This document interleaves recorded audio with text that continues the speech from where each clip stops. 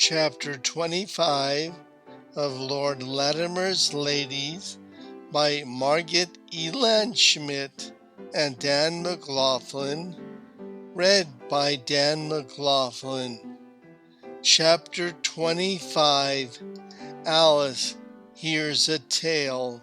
When Alice, attired in her teal walking dress and chaperoned by Miss Pocket, finally hit the road, she was in a carriage with two horses up in front to pull it, and a coachman and two footmen perched atop to protect her from highwaymen. In spite of the fact that 15 vital minutes had been consumed in preparation, Alice did like riding in a carriage.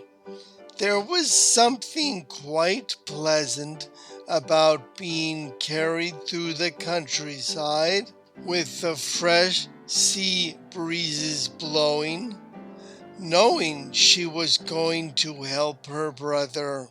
She felt heroic and much more like the lady of the manor she was supposed to be. But underneath all of that, Alice's thoughts were wrapped up in her current mission. Go to the village, yes, and find out what she could as to the origin of Carl's sentience. If time travel, more technically speaking, time kidnapping, was a mystery too complex to solve in the next few hours, maybe improving her communication skills to enhance cross-examination of a thinking, talking building was a problem that could realistically be cracked. Whether Carl could be of any help getting them home in time to save Brian's life still remained to be seen.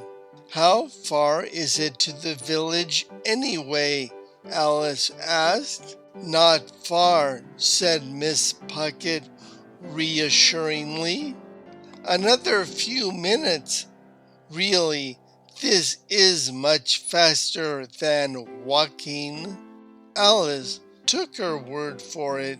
The carriage hadn't come equipped with a speedometer, and she wasn't familiar enough with horses,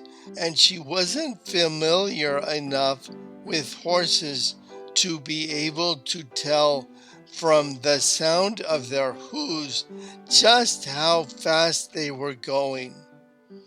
If she had to guess, she'd say it was probably more trot than gallop. Reginald had told her that the first of the castle's time travelers was not actually in residence at the castle anymore, but somehow had installed himself as a local coot instead. He called himself the Professor, but everyone else seemed to know him as the village quill merchant.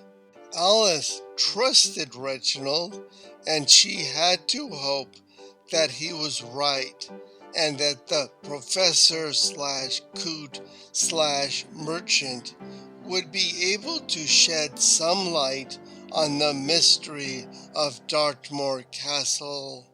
Alice sure hadn't much luck trying to solve it on her own. The carriage rattled unerringly to the quill merchant's shop, which was at the natural center of the village, though there were a number of small shops in that square.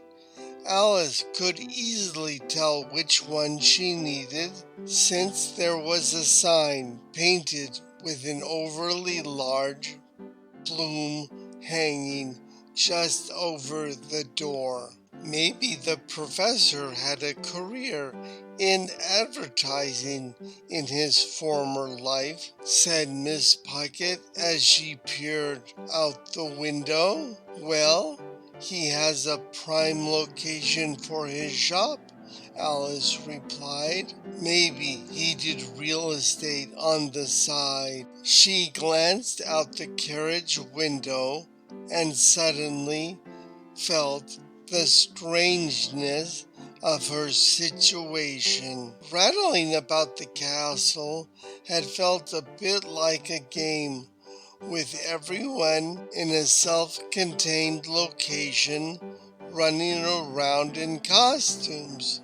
Although she was well aware that her brother was ill, there still had been a sense of taking part in a mystery party.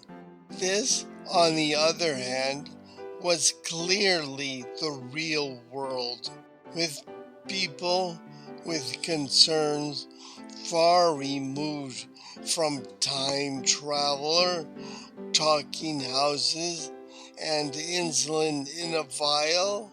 Villagers and various domesticated animals had scattered out of the road to allow their progress, but as the carriage came to a stop, a significant crowd of curious onlookers gathered about.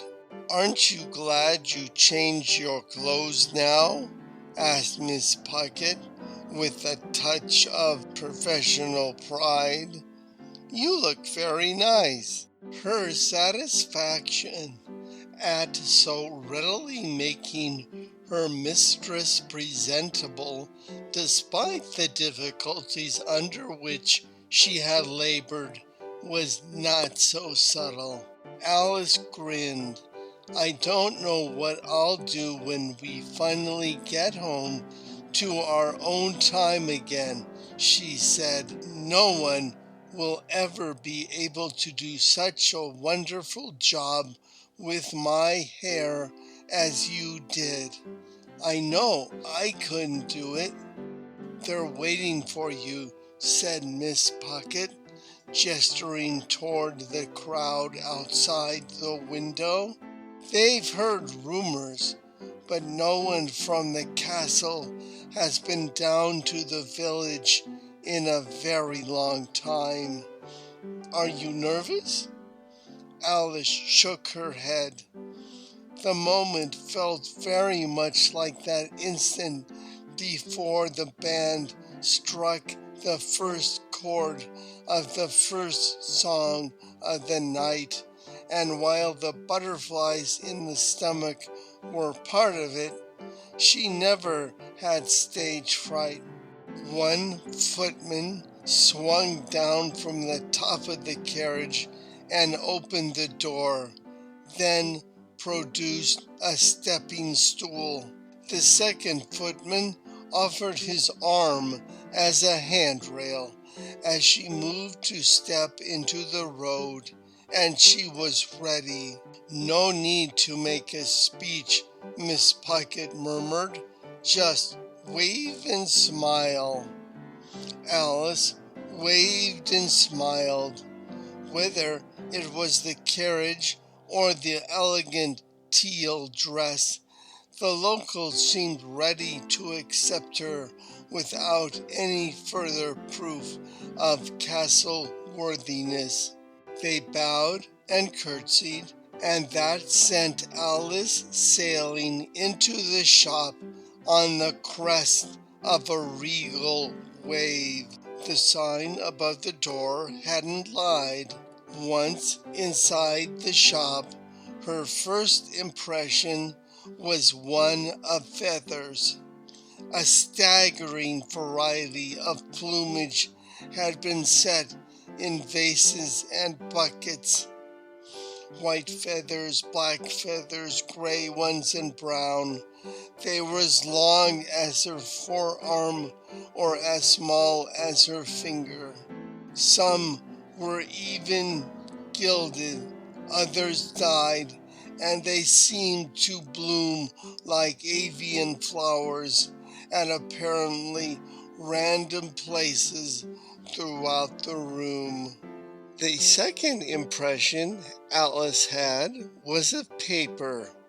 Stacks of paper and rolls of parchment had been set on every horizontal surface.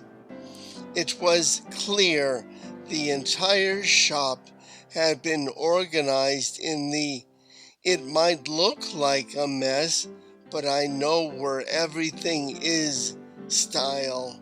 A narrow, winding path remained open from the door to a pair of wobbly-looking chairs in front of the desk. It said something of the chaos of the shop that Alice didn't even notice the proprietor until he came forward. A stooped and skinny man with white hair and ink-stained hands. Moved by the sight of a lady bearing such evidence of having a disposable income, such as a respectable maid and a trailing footman, the quill merchant, it had to be he, smiled. "Ah, Lady Alice," he said, executing a bow that looked nothing at all like Brian's attempt, because this one reeked of courtesy instead of play acting. "I've heard so much of you from my daughter. You and your very entertaining brother, Lord Latimer. Welcome to my humble shop." "This is Master Sharp," Miss Pocket said in a quick, if unnecessary, aside. "A pleasure to meet you," said Alice, "but really, I'm here for my brother." "A quill for a friend, perhaps, my lady?" The quill merchant didn't exactly interrupt, but just sort of insinuated himself into the space between her words. Nothing makes a show of real quality like a fine quill pen, expertly sharpened. "Nothing but the finest quills here, my lady, strong and supple, taken with the greatest of care from live birds from everywhere in the world. Goose quills, yes, but we also have crow, eagle, owl, nightingale, and turkey." He nodded and smiled in a used car salesman sort of way. Alice said, "Thank you, Master Sharp. I am from Castle Dartmoor, but you might know that before I arrived at the castle, I came from Orange County, California. That managed to be a little bit professorial, whilst it still definitely showed his old coot side." He muttered, "Always wanted to go to Disneyland." Alice continued, "Excuse my bluntness, but my needs are great. I have been told that you know something about the mechanics of the house. I really don't have a lot of time, so if you could just tell me. I need to know for my brother, you see." She paused, but Master Sharp remained motionless. He seemed to be breathing, and she was sure she saw him blink, but he didn't say anything, just stood with his face frozen in an expression of polite helpfulness. Alice tried again. You see, he has a medical condition. He's diabetic. Whatever mechanics brought us to this time neglected to include any insulin, and he is running out. Master Sharp nodded politely. Running out of time, Alice clarified. He coughed softly to indicate he was still alive, but said nothing. Was he waiting for a magic word? Please, she tried. Miss Pocket murmured discreetly. Perhaps if my lady offered to buy a quill? Master Sharp's small, polite smile became a broad grin. There are many to choose from, my lady, many a fine quill to be had, he said encouragingly. Very well, sighed Alice. She pointed at random. I will take a pen, please. That one. Now, about the house. The crow, Master Sharp said, with a noticeable lack of enthusiasm.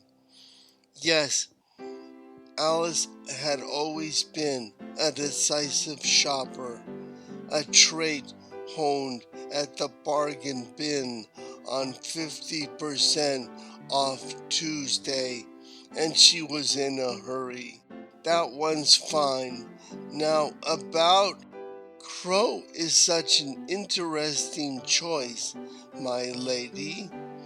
He drew out the word interesting to imply he was using it in place of another word, perhaps one less suited to refined company. A fine implement if it's grocery lists and inventories you're wishing to write, but hardly worthy of such a grand tale as the Lady of Castle Dartmoor would like to hear. Nay, I feel it safe to say the longer the quill you purchase, the longer the tale ye shall hear. You don't say? Alice, who could pick up a hint if it hit her on the head often enough, heaved a sigh. The longer quills are more expensive, I assume.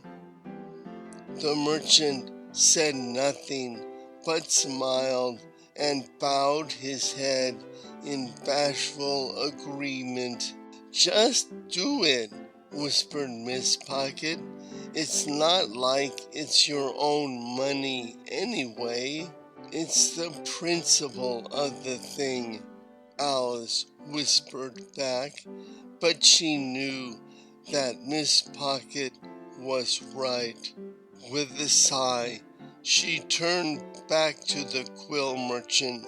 I wonder what quill you would recommend for a lady who wants to hear the full story, Master Sharp, she asked. One with all the details. The truth of it, and fair well spotted, it isn't false to claim I am a master of my craft, said Master Sharp.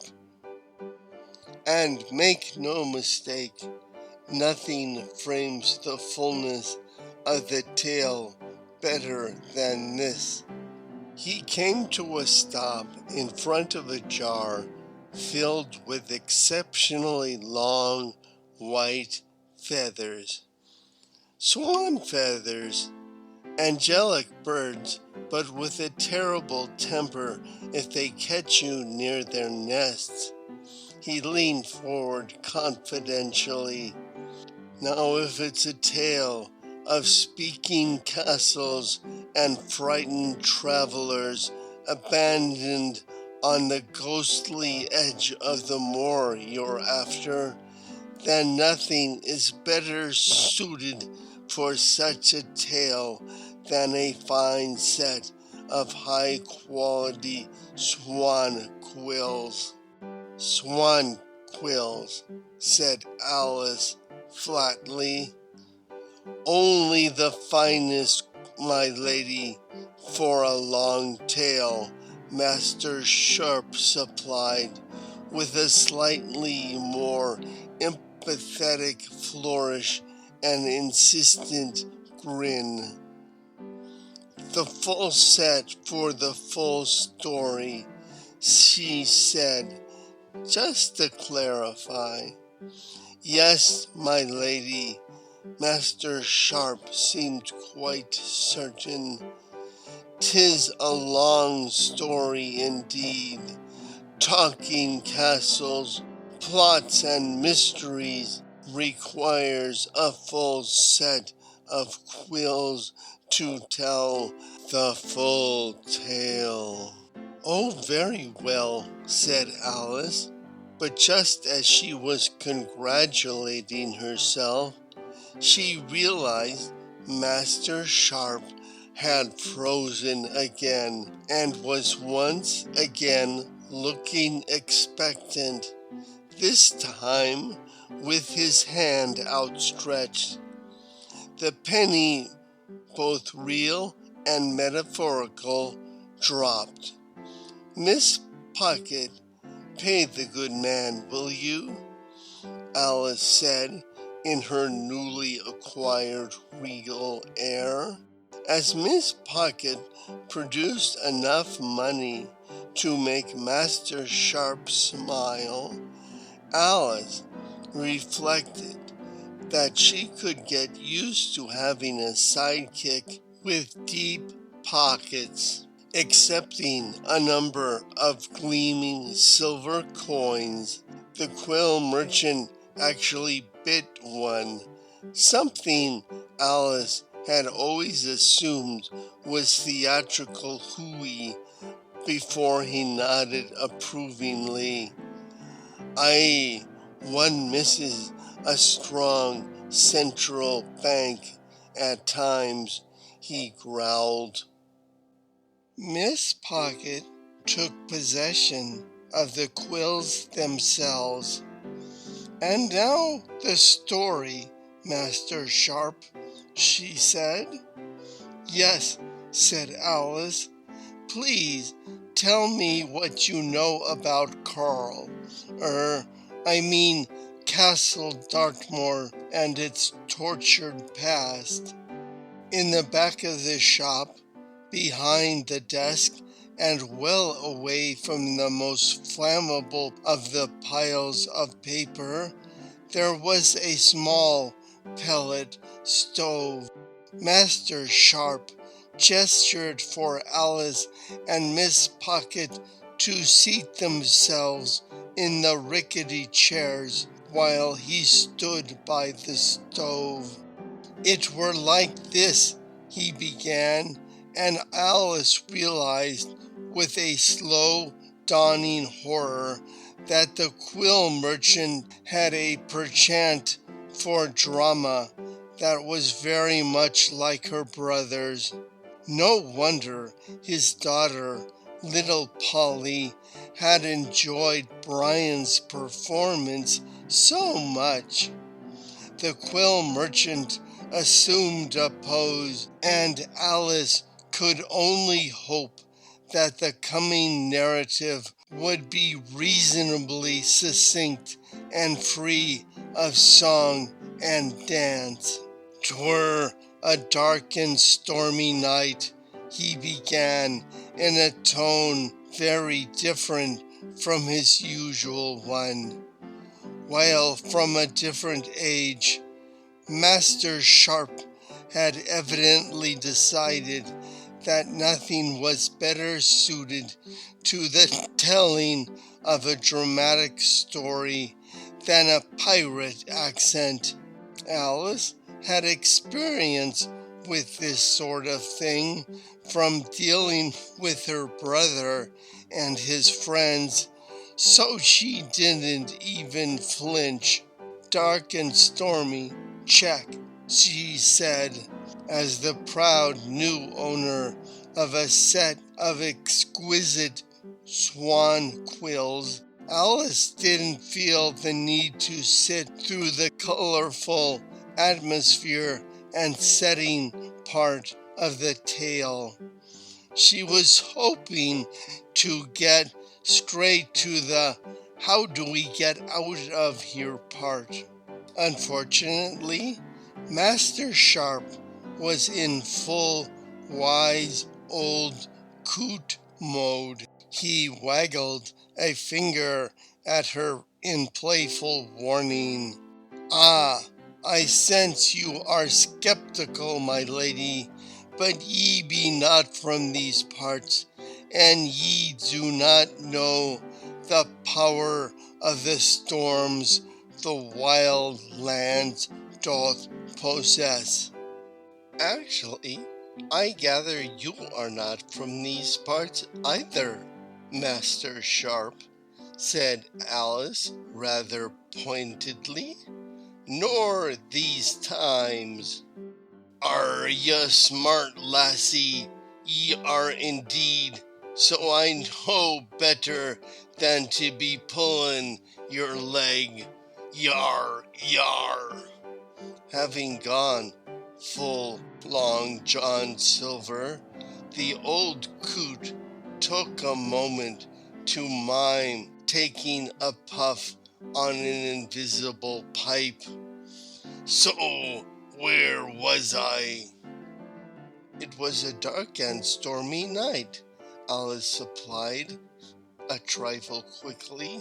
Wilder and stormier than ever before, Miss Pocket added, apparently ready to enjoy a long tale. Yar, 'twas indeed, Master Sharp said as he settled in and drew again on his imaginary pipe. And while ye might think from its old stones this castle Dartmoor be as old as the hills, ye would be wrong. And I tell you, that night, in a clap of thunder, it arrived out of nothing. The great castle itself was born at the culmination of this great storm. Alice sighed. Yes, I am sure that is very picturesque to imagine. But my brother, undeterred, the quill merchant continued, dark and stormy be an important part of this tale, indeed, for when at last the storm rose to a great crescendo, and suddenly upon the rise there was a castle where none had been before, a castle fitted with all the things a fine home ought to have, and I swear it to ye upon my oath, the very lightning itself came down from the skies. It touched all parts of the castle, and that's when it happened. A fire? Asked Alice. The fire of life, crowed Master Sharp. The castle became conscious, alive, but unable to speak, till one of pure heart should come to wake it. He gazed directly at Alice. Has a familiar sound to ye, my lady? A house that answers to only one call. Yes, said Alice. Pray, continue. So, it was on that very night the castle appeared, fully furnished and fitted like the great manor house that he be, ready to accept those who need to be gathered so that the destiny of Castle Dartmoor can be made true. Destiny, supplied Alice, sensing that the story was finally getting to the "and this is how you get home" part.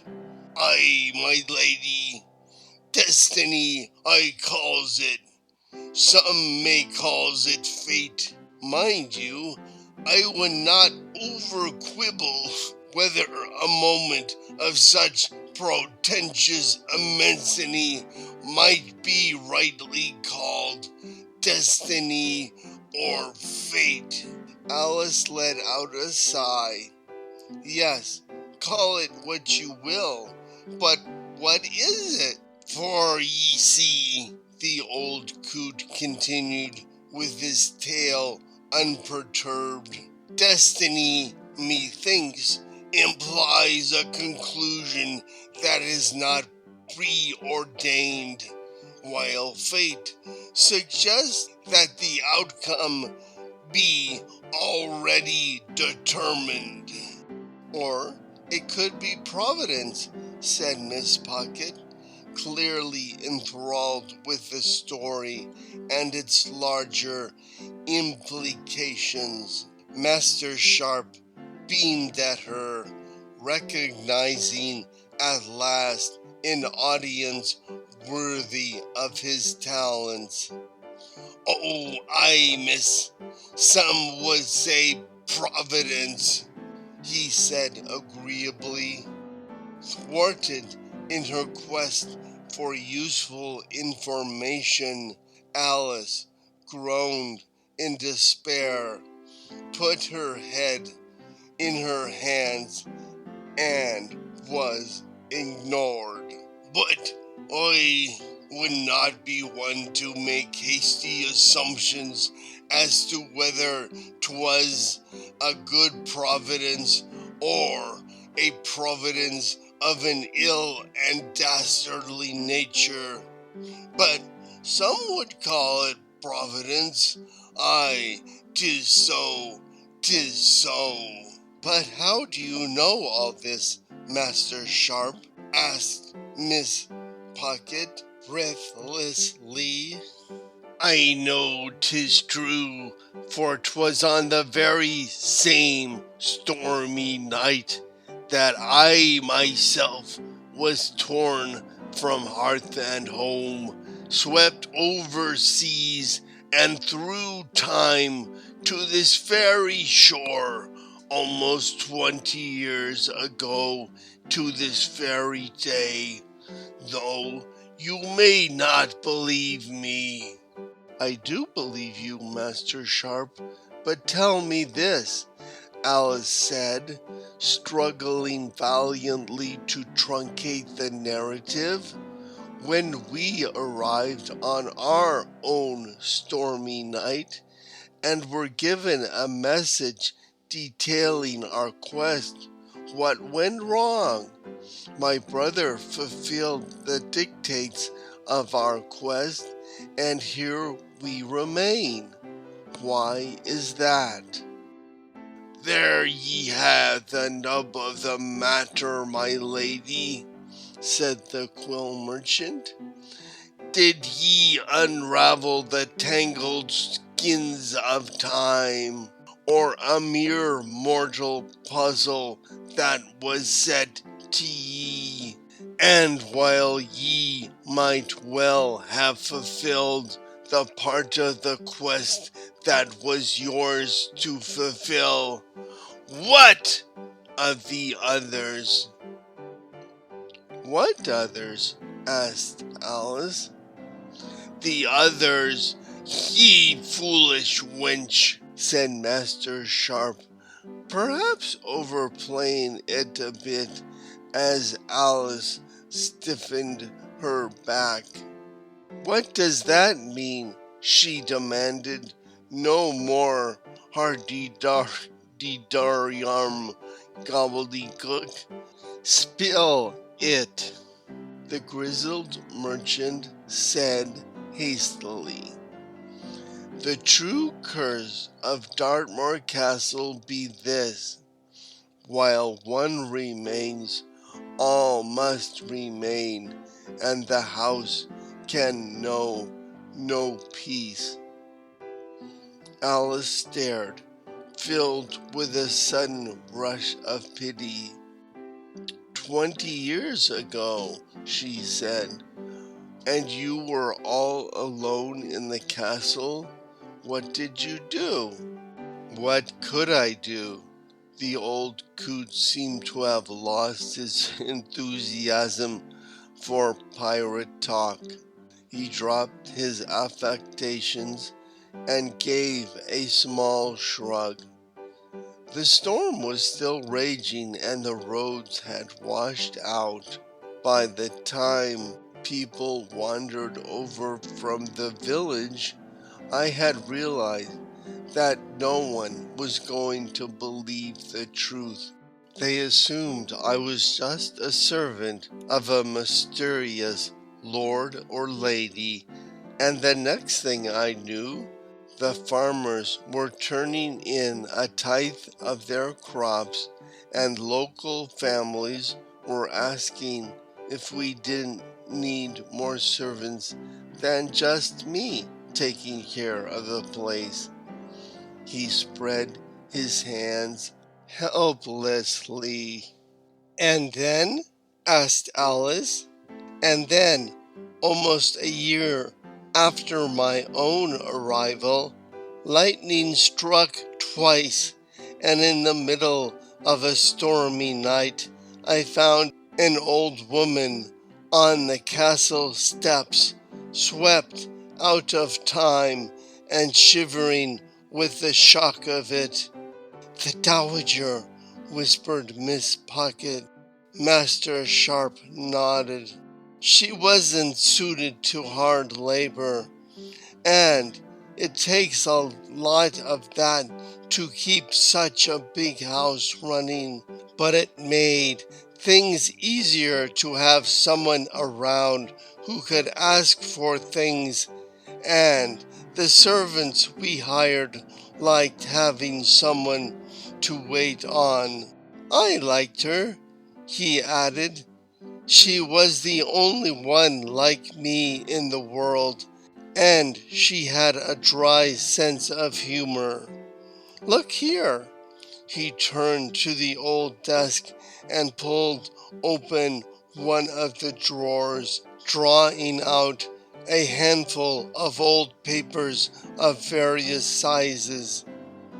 These were her poems. Eagle Quill, you'll note.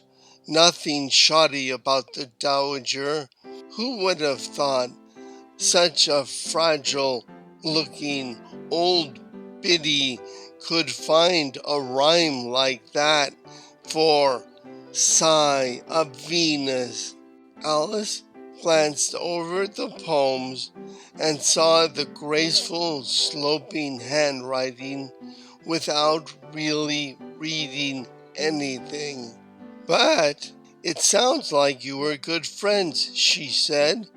Why didn't you help each other solve the riddles so you could go home? We never had any riddles, said Master Sharp. We just rattled around the groaning castle.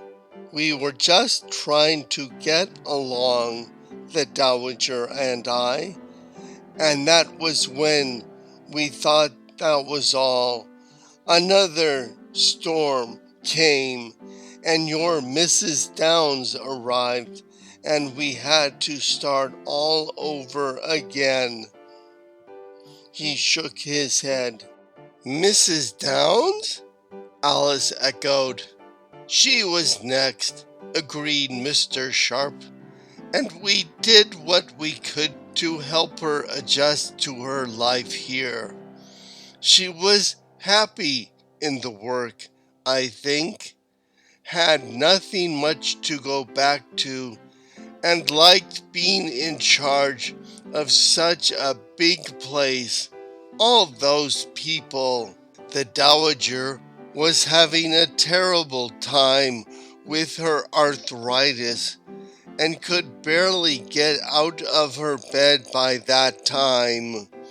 Look! He passed Alice another set of poems. These, much more scribbly and shaky, as if the hand could barely hold the pen. But she was still my best friend.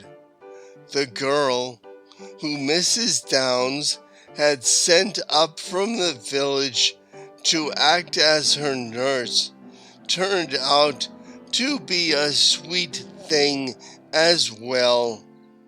I married her. Polly's mother said Alice, her mind in a whirl. Mrs. Downs was the one who suggested we'd be better off in the village than keeping in the castle, said Master Sharp. I hated to leave the Dowager, but we were starting a new family, and by that time there'd been another storm. Reginald? Said Alice.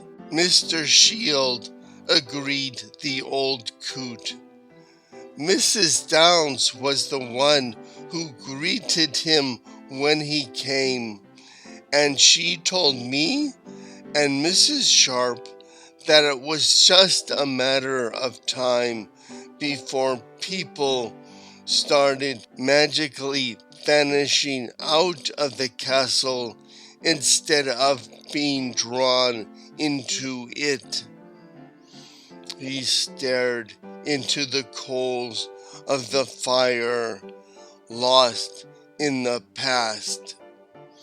We didn't want anything to harm our new baby, so we came out here.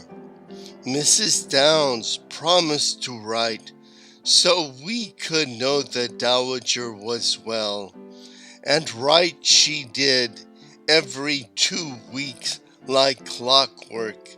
See? He passed another set of letters to Alice, who glanced at them and gasped. What is it? Asked Miss Pocket. Alice, feeling almost dizzy with shock, realized she jumped to her feet and grabbed onto the back of the chair for support.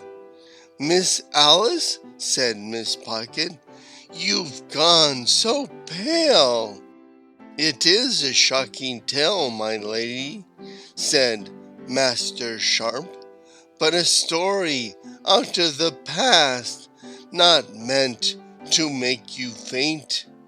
I'll fetch ye a glass of water. No, said Alice, closing her fist around the letters the quill merchant had handed her. I don't have time for that. Miss Pocket, can you have them turn around the carriage right away? Suddenly, at least one thing was clear to Alice. We must get back to the castle before it's too late. End of chapter 25 of Lord Latimer's Ladies by Margaret Elin Schmidt and Dan McLaughlin. Read by Dan McLaughlin.